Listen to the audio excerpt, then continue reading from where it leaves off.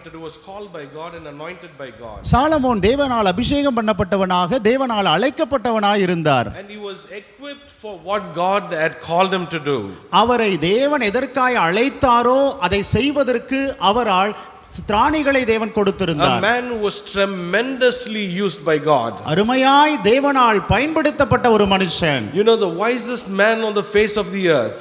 மிக ஞானியாக இந்த பூமியிலே காணப்பட்டார். You know, but there was a danger in the life of Solomon. ஆனாலும் சாலமோனின் வாழ்விலே ஒரு ஆபத்து காணப்பட்டது. You know, that's what I want to talk with you today. அதைத்தான் இந்த நாளிலும் உங்களோடு நான் பேச விரும்புகிறேன். He was a man who was called by God just like you and me. உங்களைப் போல என்னைப் போல தேவனால் அழைக்கப்பட்ட ஒரு மனிதனாய் சாலமோன் காணப்பட்டார். He was a man who was appointed by God just like you and me. உங்களைப் போலவே என்னைப் போலவே தேவனால் அவரும் ஏற்படுத்தப்பட்ட ஒரு மனுஷன். And God equipped him just like he equips us in the ministry. நம்மை தகுதிப்படுத்துவதை போலவே சாலமோனையும் தேவன் ஊழியத்திலே தயார்படுத்தினார். But Solomon did not fall in one single night. ஆனால் அந்த வெளிச்சத்திலே நிற்காதபடி அவன் விழுந்து போனான். You know, you and I cannot wake up in the morning and say today I am going to sin. காலையில நம்ம எழுந்து நான் இன்னைக்கு பாவம் செய்ய போறேன் அப்படினு நம்ம சொல்றது இல்ல. You know, you and I will not wake up in the morning and say, you know, I'm going to backslide today in my life and in my ministry. காலையில எழுந்த உடனே இன்னைக்கு நான் என் ஊழியத்துல இருந்து நான் பின்வாங்கி போவேன் அப்படினு நம்ம சொல்ல போறது கிடையாது. And Solomon didn't do it that way. சாலமோனும் அப்படி சொல்லவில்லை, செய்யவில்லை. But he opened a small door one at a time. ஆனால் கதவுகளை அவன் ஒரே நேரத்திலே பல கதவுகளை திறக்கிறவனாய் இருந்தான். You know, you and I, when we were called, we were filled with passion and fire for God. நீங்களும் நானும் கூட தேவனால் அழைக்கப்பட்ட போது கர்த்தருக்காக எழும்பி ஜீவிக்கிறவர்களாக காணப்பட்டோம். You know, we wanted to run the race so faithfully. விசுவாச ஓட்டத்தை ஓட விரும்பினோம். You know, that revival was burning in our heart. எழுப்புதல் நம் உள்ளத்திலே பற்றி எரிந்ததாய் இருந்தது. But you know, sometime when there is a tough time that comes along our way, வாழ்க்கையில கடினமான சூழலை நாம் சந்திக்கும் போது, you know, the revival and the fire that was within us, the passion for God, suddenly you know, came to a halt. அப்படி சவால்களை சந்திக்கும் போது சில நேரத்துல இருந்த நமக்குள்ளா இருந்த அப்படிப்பட்ட பற்றி எரியும் அக்கினி அவிந்து போனதாய் மாறுகிறது. You know, many a times revival does not end in tough times. ஆனால் अनेक நேரங்களிலே இந்த எழுப்புதலானது கடினமான சூழ்நிலைகளிலே முடிந்து போகாது. You know, revival does not end in persecutions. எழுப்புதல் உபத்திரவத்தினால் முடிவுக்கு வராது. But for people in the ministry, the revival ends when we compromise our life and we compromise our ministry. ஆனால் எங்க எழுப்புதலுக்கு முடிவு வருகிறது தெரியுமா? நாம் சமரசம் செய்து விழும்பொழுதுதான் எழுப்புதலுக்கு முடிவு வருகிறது. And when we compromise our life, the anointing that is upon us slowly leaks outside. நம்முடைய வாழ்வை சமரசம் செய்யும் பொழுது மெதுவாய் கர்த்தரை விட்டு விலகி போகிறவர்களாய் வந்துவிடுவோம். Because our life is opened you know, into something else, to something else. நம்முடைய வாழ்வு திறந்த வண்ணமாய் இருப்பதினால் சில வேளைகளில் நாம விட்டு கொடுத்து விடுகிறோம். You know, God today, from the life of Solomon, from this passage, is not trying to encourage us. சாலமோனுடைய வாழ்வில் இருந்து இந்த காலை நேரத்திலும் கர்த்தர் நம்மை வெகுவாய் உற்சாகப்படுத்திக் கொண்டிருக்கிறார். He is not trying to encourage us. நம்மை அவனை போல இருங்கள் என்று நம்மை உற்சாகப்படுத்தவில்லை. But from this passage, God is trying to tell us to examine our own hearts and our own ministry. ஆனால் இந்த வேத பகுதியில் இருந்து நம்மை நாமே ஆராய்ந்து பார்க்கும்படியாக தேவன் நம்மை உற்சாகப்படுத்துகிறார். Why is that? ஏன் அவைகள்? Because if King Solomon, Solomon Raja, you know, the wisest, the wealthiest, the most famous, you know, the most wealthiest kingdom in the world, you know, he was the most wisest man. If he could fall, then who are we today? உலகத்திலே மிகுந்த செல்வவானாய் ஞானியாய் காணப்பட்ட சாலமோனே விழுவானானால் நாம் எம்மாத்திரம்? And God is trying to tell us to examine our own lives. தேவன் நம்மை ஆராய்ந்து பார்க்கும்படியாய் பேசிக் கொண்டிருக்கிறார். Let me bring three things from the life of Solomon this morning. மூன்று காரியங்களை சாலமோன் வாழ்விலிருந்து இப்பொழுது நான் உங்களுக்கு சொல்ல விரும்புகிறேன். You know, the gifting, the door of gifting without guarding. பாதுகாப்பு இல்லாமல் கொடுக்கும் கதவுகள். You know, God gifted Solomon so tremendously. தேவன் சாலமோனுக்கு அநேக ஆசீர்வாதங்களை கொடுத்திருந்தார். But Solomon did not know how to guard the gift that God gave him. ஆனால் கொடுக்கப்பட்ட ஆசீர்வாதங்களை எப்படி பாதுகாக்க வேண்டும் என்பதை Solomon தவறிவிட்டார். You know, in other words, wisdom was given to Solomon, but Solomon used that wisdom carelessly and without watchfulness. வேறு வார்த்தையில சொல்ல வேண்டுமானால் தேவன் சாலமோனுக்கு ஞானத்தை கொடுத்தார், ஆனால் அவனோ ஞானத்தை தவறாய் பயன்படுத்தினான். You know, 1 Kings chapter 3 and verse 12. 1 ராஜாக்கள் 3ஆம் அதிகாரம் 12வது வசனம். You know, it says, I have given you a wise and discerning heart. நான் உனக்கு உணர்வுள்ள இருதயத்தையும் ஞானத்தையும் தந்தேன் என்கிறார். You know, Solomon opened the door of gifting that God himself walked in. ஆசீர்வாதமான கதவுகளை திறந்தான், ஆனால் தேவனோ அதை தடுத்தார். You know, God walked into that door of gifting. அந்த கதவுகளின் வழியாய் தேவன் உள்ளே போனார். You know, when God walked in, wisdom flowed like a river in the life of Solomon. தேவன் அவனுக்குள்ளாக இருக்கும் பொழுது, அவனுடைய பாதையிலே போகும் பொழுது ஞானம் புரண்டு ஓடினது. You know, when God was with him in the gifting, you know, wisdom followed him tremendously. அவனோடு இருந்து தேவன் கொடுக்கக்கூடியவராய் இருந்தபோது ஞானமும் புரண்டு ஓடினது, ஆசீர்வாதமும் போனது. You know, the nations came to hear about him. தேசம் அவரை பற்றி கேள்விப்பட்டது. The king started bowing before King Solomon. ஆக மக்கள், ராஜாக்கள் அவனுக்கு முன்பாக தலைவணங்கி நின்றார்கள். Solomon was anointed and appointed and admired by the world. Solomon உலகத்தினால் அறியப்பட்ட ஒருவனாக ஏற்படுத்தப்பட்ட ஒரு ராஜாவாய் இருந்தான். But my dear pastor, listen to this. பிரியமான போதகர்களே கவனியுங்கள். A gifted man is always not a guarded man. தேவனால் அதிகமாய் கொடுக்கப்பட்ட ஒரு மனிதன் என்பதினால் பாதுகாக்கப்பட்டவன் என்று அர்த்தமில்லை. There is no guarantee that if you are a man of great faith that you will not collapse. பெரிய விசுவாசமுடையவனாய் இருப்பதினால நிலைகுலைந்து போக மாட்டேன் என்பதற்கு உத்தரவாதம் இல்லை. If you are gifted and if you don't carefully watch over the anointing that God bestows upon you, you will collapse like a pack of cards. வரங்களை பெற்றவனாய் இருந்தும் ஆனால் நாம் கவனமில்லாமல் இருப்போமானால் சாலமோனை போலவே நமக்கும் நேரிடும். You know, look at the tragedy of King Solomon. சாலமோனுடைய வாழ்வில் இருந்த சோகத்தை கவனியுங்கள். Solomon guarded the temple of Jerusalem. எருசலேம் ஆலயத்தை பாதுகாத்தான். But he failed to guard the temple of his own heart. தன்னுடைய இருதயமாகிய ஆலயத்தை பாதுகாக்க சாலமோன் தவறினான். You know, King Solomon knew the Proverbs very well. Solomon நீதிமொழிகளை நன்கு அறிந்தவனாயிருந்தார். But forgot to practice what he wrote in his life. ஆனால் தன் வாழ்விலே எழுதியவைகளை கடைபிடிக்க அவன் மறந்து போனான். What did Solomon write? Solomon என்ன எழுதினார்? See, he writes, above all else guard your heart. எல்லாவற்றிற்கும் மேலாக உன் இருதயத்தை காத்துக்கொள் என்று எழுதினார். But apparently he forgot what he wrote in his own book. ஆனால் தான் எழுதியதை கடைபிடிக்க, சொந்த புத்தகத்தில் எழுதியதை கடைபிடியாமல் போனார். My dear pastor, listen to this carefully. பிரியமான போதகர்களே கவனியுங்கள். You and I can preach about holiness. நீங்களும் நானும் பரிசுத்தத்தை பற்றி ஒருவேளை பிரசங்கிக்கலாம். You and I can preach about sanctification and consecration. பரிசுத்தமாக்கப்படுதலையும் பிரித்தெடுக்கப்படுதலையும் நாம் ஒருவேளை பிரசங்கிக்கிறவர். You and I can quote the Bible from top to bottom. மேலிருந்து கீழ் வரை வசனங்களை கோடிட்டு காண்பிக்கலாம். You know, you and I have preach about faith to our church members. விசுவாசத்தை குறித்து நம்முடைய சபை மக்களுக்கு நாம் பிரசங்கிக்கலாம். You know, we can defend our faith. நம்முடைய விசுவாசத்தை கூட நாம் தற்காக்கலாம். You know, there was a man called as Pastor Jimmy Swaggart. Jimmy Swaggart என்று சொல்லக்கூடிய ஒரு போதகர் இருந்தார். How many of you have heard Pastor Jimmy Swaggart? Jimmy Swaggart அப்படிங்கிற ஒரு எத்தனை பேர் கேள்விப்பட்டிருக்கிறீங்க? Is there anybody who would have heard the name Jimmy Swaggart?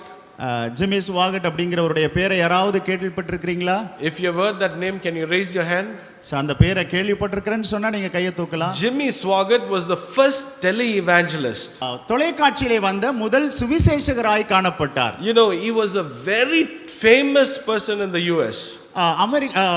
அமெரிக்க தேசங்களிலே அவர் மிகவும் பிரபலமான ஒரு நபராய் இருந்தார். You know, a man who stood for God. தேவனுக்காய் நின்றவர். He belonged to the Assemblies of God church. Assemblies of God சபையை சார்ந்த ஒரு ஊழியர். You know, millions of dollars that was running through the ministry of Jimmy Swaggart. அந்த ஊழியத்தின் விளைவாக அவர் மூலமாக अनेक மில்லியன் பணங்கள் புரண்டோடினது. You know, he did a great ministry. பெரிய ஊழியங்களை எல்லாம் செய்தார். So one part of the ministry, ஆனால் ஊழியத்தினுடைய ஒரு பகுதி was to defend his faith in a debate against the Muslim faith. முஸ்லிம்களுக்கு முன்பாக தன்னுடைய விசுவாசத்தை தற்காக்க வேண்டிய ஒரு பணி, ஒரு ஊழியம் அவருக்கு இருந்தது. You can check in YouTube. ஒருவேளை நீங்க யூடியூப்ல போய் நீங்க பார்க்கலாம். So there is a debate that was happening for the first time in the US. யுஎஸ்ல நடந்த ஒரு முதல் வாக்குவாதமாக அது காணப்பட்டது. So Jimmy Swaggart was defending our Christian faith. இந்த ஊழியர் தான் கிறிஸ்தவ விசுவாசத்திற்காக பரிந்து பேசக்கூடிய நபராய் நின்றார். And there was a leader from the Muslim world. முகமதியர்கள் பக்கத்தில் இருந்தும் ஒரு தலைவர் இருந்தார். His name was Muhammad Didat. You can watch in the YouTube. So நீங்க யூடியூப்ல அத கவனிச்சு பார்க்கலாம்.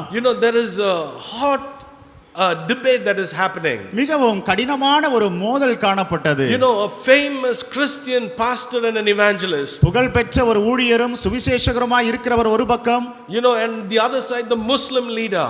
மற்றொரு பக்கம் முகமதுடைய தலைவர் ஒருவர் இருக்கிறார். They consider Jimmy Swaggart to be one of the greatest anointed leader in the states. இந்த ஜிம்மி என்பவரை அந்த பகுதியிலே தேவனால் பயன்படுத்தப்படக்கூடிய ஒரு நல்ல ஊழியராய் மக்கள் நினைத்தார்கள். So during the debate, இந்த வாதங்கள் போய் கொண்டிருக்கிற நேரத்திலே Jimmy Swaggart came up to the mic. Jimmy's அவங்க மைக்குக்கு முன்னாடி வந்தாங்க. So he was telling, looking at the Muslim leader, and he was telling, முகமதிய தலைவரை பார்த்து சொன்னார், Muslims can have many wives. You know that. முகமதியர்கள் நிறைய மனைவிகளை வைத்துக் கொள்ளலாம், நமக்கு தெரியும். So this Jimmy Swaggart said, இந்த ஜிம்மிஸ் என்பவர் சொன்னாரு, it is very hard for us Christians to have one wife and manage. கிறிஸ்தவர்கள் ஒரே ஒரு மனைவியை தான் வைத்துக்கொண்டு பின்பற்றணும், இது ரொம்ப கஷ்டம் அப்படினு சொல்லிட்டார். Even that is difficult. அதுவே ஒரு கஷ்டம் அப்படினார். But I don't know how you Muslims have 4-5 wives. உன்னை வைத்துக் கொள்வதே கஷ்டமா இருக்குது, ஆனா நீங்க எப்படி 4-5 எல்லாம் வச்சிருக்கீங்கன்னு கேட்டார். So that became a viral thing in the television. இது தொலைக்காட்சியிலே अनेक இடங்களில் பரவக்கூடிய ஒரு செய்தியாய் மாறினது. And after a couple of years, சில ஆண்டுகள் கழிந்து, this great man of God, ஒரு தேவ மனிதர், he fell down, Jimmy Swaggart. இந்த பெரிய தேவ மனிதராய் இருந்தவர் விழுந்து போனார். He was talking about the Muslim, how he has 4-5 wives. முகமதியர்களை பார்த்து நீங்கள் எப்படி 4-5 வைத்துக் கொள்ளலாம் என்று கேட்டவர். And this man unfortunately fell into the lust. அதே இச்சைகளில் இந்த மனிதனும் விழுந்து போனார். You know what those Muslim leaders did? முகமதிய தலைவர்கள் என்ன சொன்னார்கள் தெரியுமா? In the next debate they put on the big screen. அடுத்த ஒரு வாதம் வரும் பொழுது ஒரு பெரிய திரையிலே அவர்கள் இப்படி செய்தார்கள். In the debate they said, அந்த வாதத்திலே சொன்னார்கள், you see, this is Christian. இதுதான் கிறிஸ்தவங்க. This is the life of the Christian pastors. இதுதான் கிறிஸ்தவ போதகருடைய வாழ்க்கை அப்படினு சொன்னாங்க. This is how the Christians live a double mask life. இப்படித்தான் ரெண்டு எஜமானனுக்கு ஊழியம் செய்கிறவர்களாய் வாழ்கிறார்கள் என்றார்கள். They talk and criticize us. அவர்கள் கிறிஸ்தவர்களை ஒருவிதமாய் பேசி தூஷித்தார்கள். But when they live a life, they live a life that is so wretched. மிகவும் மோசமான ஒரு வாழ்வை வாழ்கிறார்கள் என்றார்கள். It is better we Muslims, we don't tell it is wrong, but we accept it. இதற்கு நாமே பரவாயில்லை, முகமதியர்கள் நாம் சொல்லுவது கிடையாது, நாம் அதை ஏற்றுக்கொள்கிறோம், நம்ம அவ்வாறு இருக்கிறோம் என்றார்கள். Jimmy Swaggart preached a life of holiness. Jimmy's பரிசுத்தத்தை குறித்து பிரசங்கித்தார். He preached about consecration and sanctification. தேவனுக்காக சுத்தமாக்கப்பட்டு பிரித்தெடுக்கப்படுதலை எல்லாம் பிரசங்கித்த ஒரு மனிதர். The private life of Jimmy Swaggart was wide open to sin. ஆனால் தனிப்பட்ட வாழ்வோ பாவம் செய்வதற்கு திறந்து வைக்கப்பட்ட ஒரு வாழ்வாய் அவர் வாழ்ந்து விட்டார். We as pastors, போதகர்களாகிய நாம், we need to be careful with the anointing that God has placed upon our life. தேவன் நம் வாழ்க்கையிலே வைத்த அபிஷேகத்தை குறித்து நாம் கவனமுடையவர்களாய் இருக்க வேண்டும். Anointing does not replace accountability in ministry. அபிஷேகம் என்பது நமக்கு இருக்கிற உக்கிரானத்துவத்திற்கு மாறாக செயல்படுவதல்ல. Calling does not cancel the character of God that you can possess in your life and ministry. தேவனுடைய குணாதிசயம் நமக்கு இருக்க வேண்டும், அழைப்பு இருக்கிறது என்பதனால் அதை விட்டுவிடக் கூடாது. My dear pastor, this morning you know yourself and I know myself. காலை வேளையிலே போதகர்களே, உங்களை பற்றி நீங்கள் அறிவீர்கள், என்னை பற்றி நான் நன்கு அறிவேன். You don't condemn me, I don't condemn you. நான் உங்களை கடிந்து கொள்வதல்ல, நீங்களும் என்னை கடிந்து கொள்கிறவர்கள் அல்ல. Holy Spirit and God watches over our lives and our ministry. பரிசுத்த ஆவியானவரே நம்மையும் நம் ஊழியத்தையும் கவனிக்கிறவராய் இருக்கிறார். But the question this morning is, இந்த காலை வேளையிலே கேள்வி என்னவென்றால், what do we learn from the life of Solomon? சாலமோனின் வாழ்விலிருந்து என்னத்தை கற்றுக்கொள்கிறோம்? Which door in our life is open நம்முடைய வாழ்விலே எந்த கதவுகள் திறக்கப்பட்டிருக்கிறது that we should have locked a long time ago in our personal life and வேளை அப்படி திறந்து வைக்கப்பட்ட சில கதவுகள் எப்பவே மூடி இருக்கணும் ஆனா திறந்து வைக்கப்பட்ட நிலையில் இருக்கிறதா which area of your life எந்த வாழ்வினுடைய எந்த பகுதி இன்றைக்கு அவ்வாறு இருக்கிறது you see the first danger we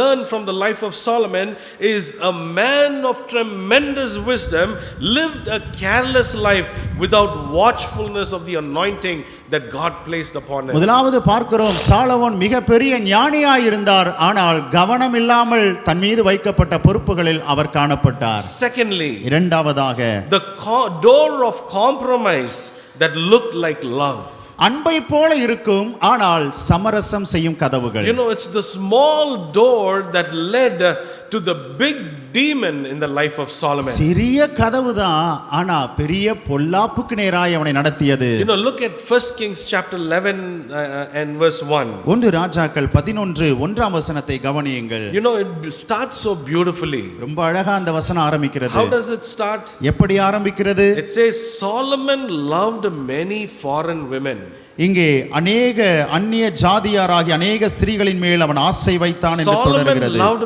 many foreign women அந்நிய ஜாதியாக अनेक ஸ்திரீகளின் மேல் ஆசை வைத்தான் you know the Bible doesn't say that Solomon worshipped and started idolatry ஆனால் வேதம் அவன் விக்கிரக ஆராதனையை அவன் செய்தான் என்று சொல்லி துவங்கவில்லை the Bible started it says that Solomon started with relationship with love ஆனால் அன்பு என்கிற ஒரு விஷயத்தோடு தான் அந்த உறவிலே அவன் ஆரம்பித்தான் it doesn't say that he worshipped the idols first முதலாவது எடுத்த உடனே அவன் விக்கிரக ஆராதனை அவன் செய்தான் என்று வேதம் சொல்லவில்லை Solomon loved சாலமோன் ஆசை வைத்தான் நேசித்தான் Solomon loved without discernment in his mind and heart தன்னுடைய மனதிலும் இருதயத்திலும் ஒரு புத்தி கூர்மை இல்லாதபடிக்கு அவன் நேசம் வைக்கிறவனாய் போய் விட்டான் we as God's servants தேவனுடைய ஊழியராகிற நாம் we should be careful where our love is placed நம்முடைய அன்பு எங்கே வைக்கப்படுகிறது என்பதை கவனம் வைக்க வேண்டும் you and I are the ones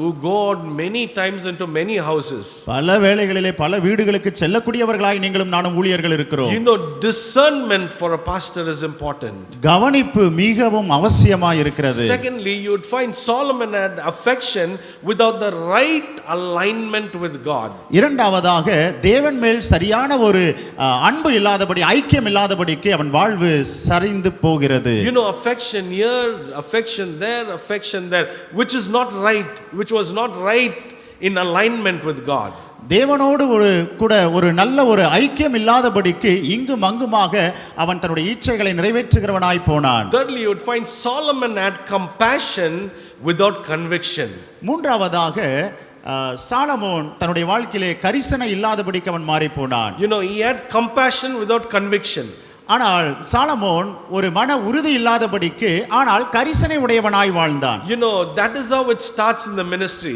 இப்படிதான் ஊழியத்திலும் துவங்கும் you hear of many stories பல நபர்களுடைய வாழ்வை நம்ம கேட்போம் many times who have fell in the ministry ஊழியத்திலிருந்து விழுந்த நிறைய பேரை நம்ம கேள்விப்பட்டிருக்கிறோம் you would first word that you will find that comes out of their mouth when they are caught is I had compassion upon so and so person தேவனால் அவர்கள் பிடிக்கப்படுகிற பொழுது அவர்களுடைய வாயிலிருந்து வரக்கூடிய முதல் விதமான வார்த்தைகள் எல்லாம் என்னவா இருக்கும் அவங்களுக்கு மேல நான் ரொம்ப இரக்கமா இருக்கிறேன் தயவா இருக்கிறேன் that compassion is what has led to big things in life and the fall in ministry அந்த கரிசனை அந்த காரியங்கள் தான் விழுந்து போவதற்கும் சில நேரத்திலே வாய்க்காலாய் வந்து விடுகிறது look at Solomon சாலமோனை கவனியுங்கள் no discernment even though he was wise அவன் ஞானியாய் இருந்தாலும் கூட கவனமாய் அவன் சிந்திக்க தவறிவிட்டான் there was no conviction தன்னுடைய இருதயத்திலே ஒரு புரிதல் இல்லாமல் போய்விட்டது what do you think that Solomon would have told himself Solomon தன்னை பார்த்து என்ன சொல்லி இருப்பான் என்று நினைக்கிறீர்கள் he would have said I am Solomon I can handle this நான் சாலமோன் நான் இதையெல்லாம் கையாளுவேன் என்று சொல்லி இருக்கலாம் I am Solomon the great I can I'm spiritually strong நான் சாலமோன் நான் ஆவிக்குரிய நிலையில் உயர்ந்தவனாய் இருக்கிறேன் I am king I am wealthy I am famous I can handle this நான் ராஜா நான் செல்வவான் நான் என்னால் இதை முடியும் என்று சொல்லி இருக்கலாம் I am the wisest person on this earth இந்த பூமியிலே நான் தான் ஞானி என்று சொல்லி இருக்கலாம் after all I am the Solomon the great ஆனால் இவைகள் எல்லாவற்றிற்கும் பிறகு You know, he was great. He was a great man. இவைகள் எல்லாம் நாம் பார்க்கும் பொழுது அவன் மிக பெரியவனாய் And காணப்பட்டார். that's what he would have thought in his mind. அப்படிதான் ஒருவேளை தன்னுடைய சிந்தனையிலே அவர் But நினைத்திருக்கலாம். look at the consequences of that. ஆனால் அதனுடைய முடிவு என்ன என்பதை How கவனியுங்கள். many wives did Solomon have? எத்தனை மனைவிகள் அவருக்கு இருந்தார்கள்? 700 wives and 300 concubines. 700 மனைவிகளும் 300 மறுமனையாட்டிகளையும் அவர் வைத்திருந்தார். Think how Solomon would have remembered the names of 700 wives and 300 concubines. 700 மனைவியும் 300 மறுமனையாட்டிகளுடைய பெயர்களை எல்லாம் எப்படி அவர் ஞாபகம் வச்சிருப்பாருன்னு கொஞ்சம் யோசிச்சு பாருங்க. You know, the problem with Solomon did not start in the bedroom. சாலமோனுடைய பிரச்சனை ஏதோ படுக்கை அறையில் ஆரம்பிக்கவில்லை. It started in the heart of Solomon. சாலமோனின் இருதயத்திலே தான் அது துவங்கினது. You know, to the heart that was wide open without conviction and discernment. புரிதலும் ஒரு புத்தி கூர்மையும் இல்லாதபடி திறந்து வைக்கப்பட்ட கதவாக அவன் இருதயத்தை வைத்திருந்தான். You know, one conversation, ஒரு சம்பாஷணை, you know, one unguarded lustful look, கவனம் இல்லாமல் பார்க்கும் ஒரே பார்வை, one emotional attachment with the women, ஒரு உணர்ச்சி வசப்படுதல் ஒரு பெண்ணிடத்திலே நடக்கும் பொழுது, one shortcut in life, வாழ்க்கையிலே ஒரு குறுக்கு வழி, and soon the heart alters from the altar of God. விரைவாக இருதயமாகிய இந்த பலிபீடம் தேவ சமூகத்திலிருந்து விழுந்து விடுகிறதாய் மாறிவிடும். You see, all this in life for a minister doesn't come shouting. இவைகள் எல்லாமே ஊழியருடைய வாழ்க்கையில ஏதோ சத்தம் போடுகிறதுனால வருதல்ல. You see, indulgence in sin to a pastor doesn't shout itself and announce itself. இவைகளை ஒருவேளை ஊழியர்கள் சத்தமிட்டு சொல்லுகிறவர்களாக இருப்பது கிடையாது. You know, it introduces itself very politely to God's servants. ரொம்ப அழகாக தன்னை ஒரு ஊழியன் என்று அறிமுகம் செய்கிறோம். It's okay, no harm. பரவாயில்ல, பிரச்சனை இல்ல. Nobody is watching. யாருமே என்ன கவனிக்கிறது இல்ல. Who is listening? யாரு பார்த்துட்டு You இருக்கறா? know, mostly we fear the family, right? குடும்பத்துக்கு தான் அதிகபட்சமா பயப்படுவோம் இல்லையா? You know, nothing is going to happen. எதுவுமே நடக்க போறது இல்ல. But slowly what you called harmless, ஆனால் மெதுவாக எது ஆபத்தில்லை என்று சொன்னோமோ, it starts destroying your spiritual life. அது ஆவிக்குரிய வாழ்வை சீர்குலைக்கிறதாய் It மாறிவிடும். destroys your prayer life. ஜெப வாழ்வை அது குலைத்து விடும். And that's where the anointing leaks out. அப்படிதான் நம்மேல் இருக்கிற அபிஷேகமானது You விலகுகிறது. grieve the Spirit of God.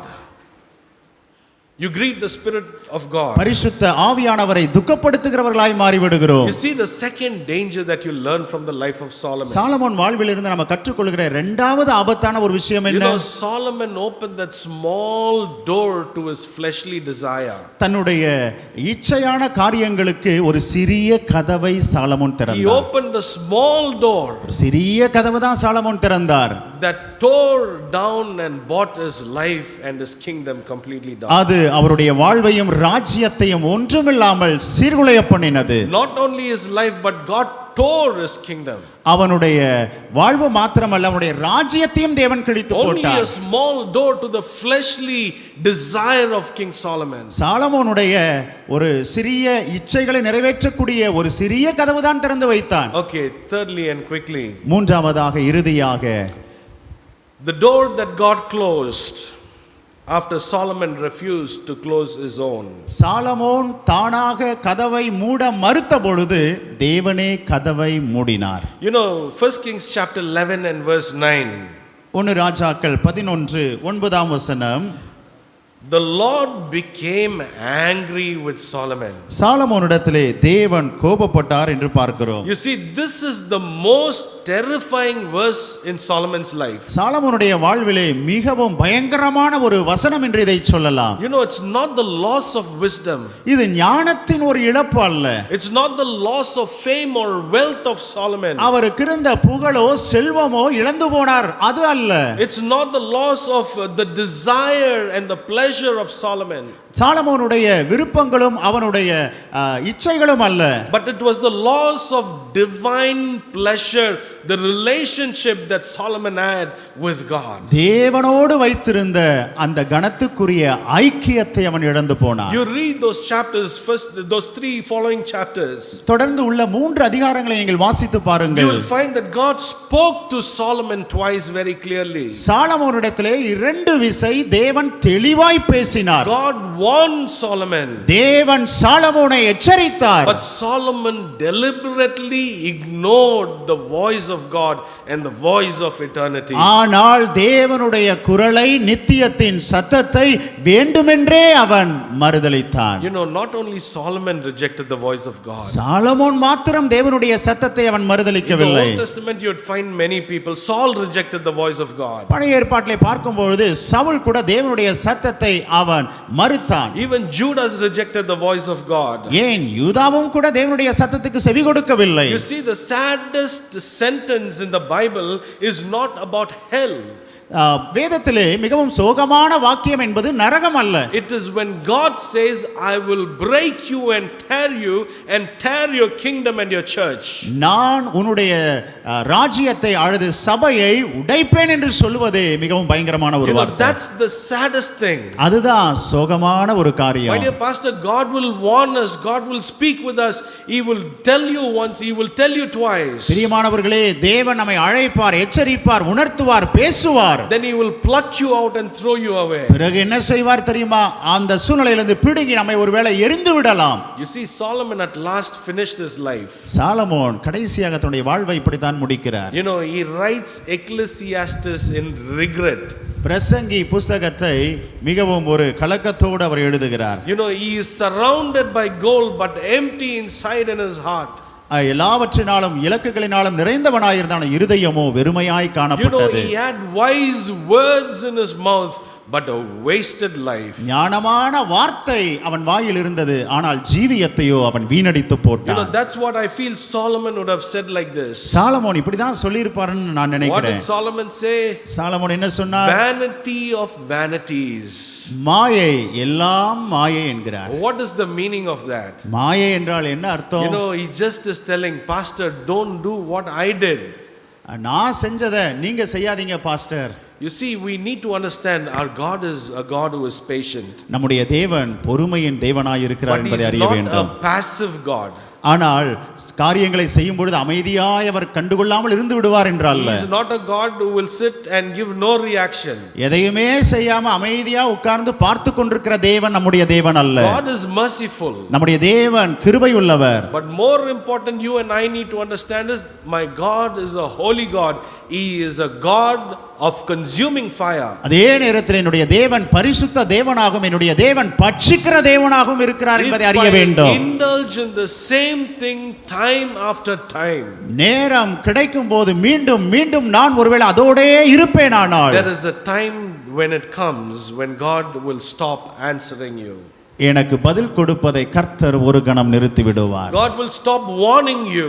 எச்சரிப்பை தேவன் நிறுத்தி விடுவார். God will stop knocking at your heart. என்னுடைய இதய கதவை தட்டுவதையும் கர்த்தர் நிறுத்தி விடுவார். And at last God closes the door himself. கடைசியாக அவரே கதவை அடைத்து விடுவார். And when God closes the door in your life, there is no anointing that can reopen it in your life and in your ministry. தேவன் நமது வாழ்விலே கதவை அடைப்பார், ஆனால் அபிஷேகத்தை திறந்து வைக்க ஊழியத்தில் மீண்டுமாய் ஒரு கதவை திறந்து வைக்க யாராலும். My dear pastor, this is my prayer this morning for all of us. என்னுடைய பிரியமான போதகர்களே, எல்லாருக்கும் என்னுடைய ஜெபம் இதுதான். You know, we need to close the door before God closes it completely. நம்முடைய வாழ்க்கையில கர்த்தர் சில கதவுகளை மூடுவதற்கு முன்பதாக நாம் அந்த கதவுகளை மூட வேண்டும். You see, the message from this passage about Solomon is not against us, it is for us.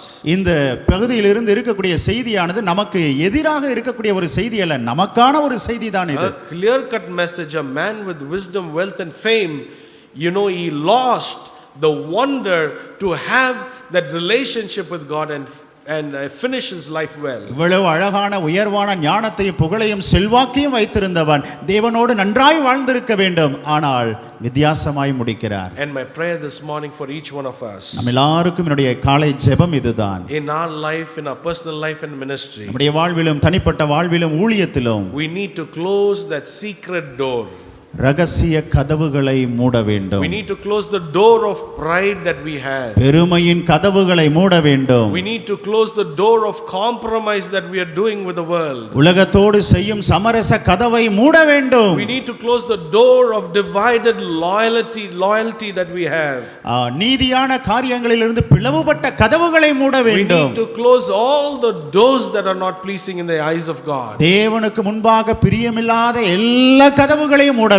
Before heaven says enough is enough. பரலோகம் நம்மை பார்த்து போதும்பான்னு சொல்றதுக்கு முன்பதாக நாம் கதவை மூட வேண்டும். My dear pastor, if Solomon the king, the wisest man, could fall, ஞானியாகிய சாலமோனே விழுந்து போவாரானால், then what should we do in our life and ministry? நீங்களும் நானும் நம்முடைய ஊழியத்தில் நாம் என்ன செய்ய முடியும்?